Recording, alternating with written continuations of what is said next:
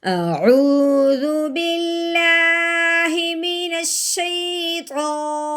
الرجيم. بسم الله الرحمن الرحيم. هل أتاك حديث الغاشية وجوه يومئذ خاشعة عاملة ناصبة تصلى نارا حامية تسقى من عين آنية ليس لهم طعام إلا من ضريع لا يسمن ولا يغني من جوع وجوه يومئذ ناعمة لسعيها راضية في جنة عالية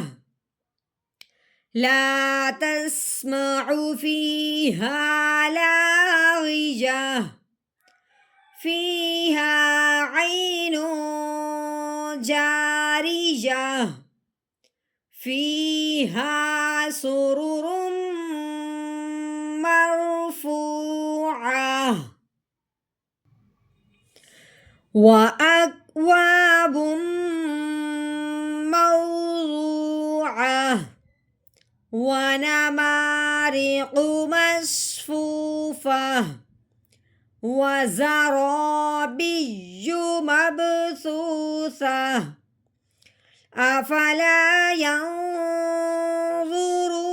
إلى الإبل كيف خلقت وإلى السماء كيف رفعت وإلى الجبال كيف نصبت وإلى الأرض كيف سطحت فذكر إنما أنت مذكر لست عليهم بمسيطر إلا من تولى وكفر فيعذبه الله العذاب الأكبر إن إلينا إيابهم